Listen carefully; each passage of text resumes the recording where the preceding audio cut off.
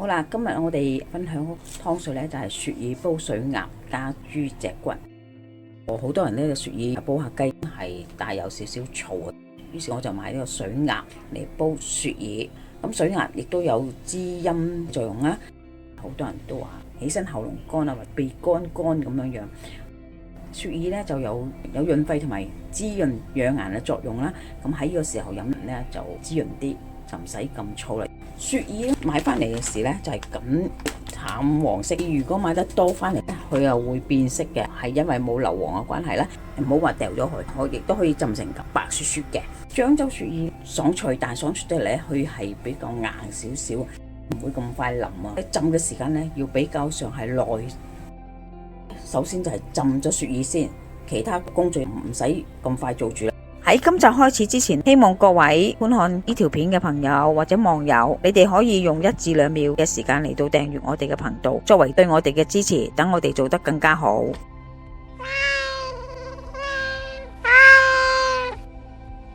阿媽廚房，洗一洗佢先啦。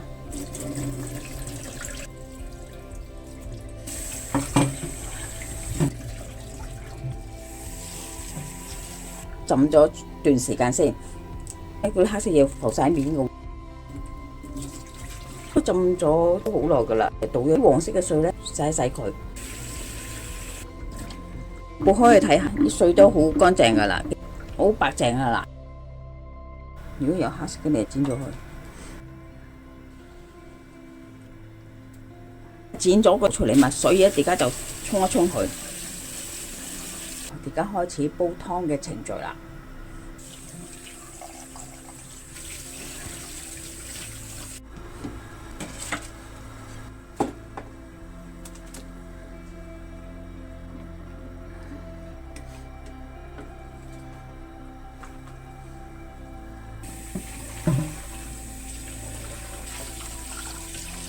放啲薑落去咧，等嗰啲水咧有啲薑味啊。出水咁嘅水鴨咧唔會咁酥啊！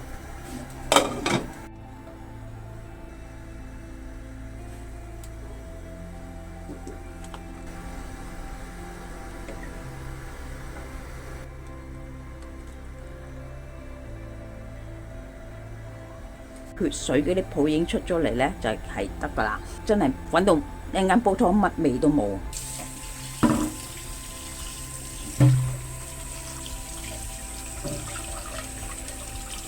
過咗水之後，嗰啲毛一支支容易見到啦。而家呢個時候搣咧係最容易噶啦，好容易鉗到出嚟嘅。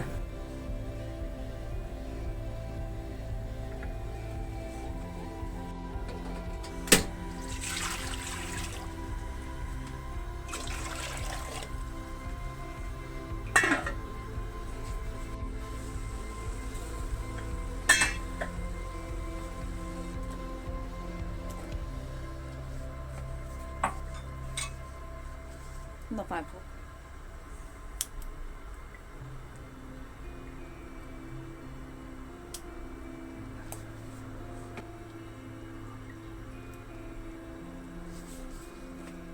你可以落埋啲漳州雪耳落去，因為漳州雪耳咧係煲好耐都唔會爛嘅，可以早啲放落去，等佢咧煲到啲膠質出嚟先。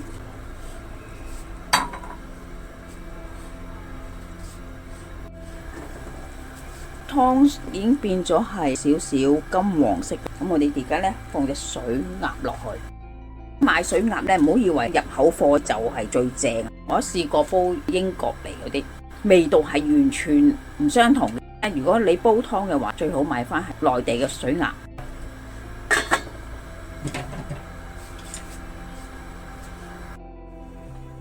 湯已經係煲好噶啦，你哋睇下啲色水先。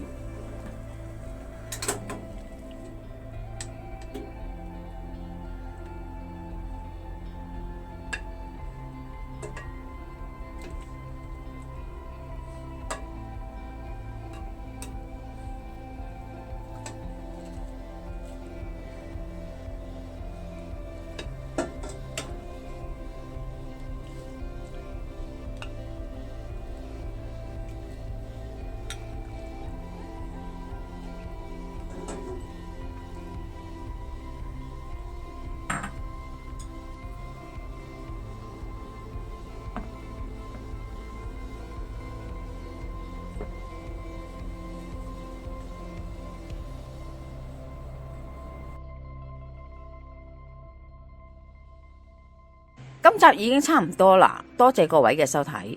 詳細嘅食譜我哋會上傳喺 Facebook 嘅專頁裏邊，有興趣嘅話可以查閱。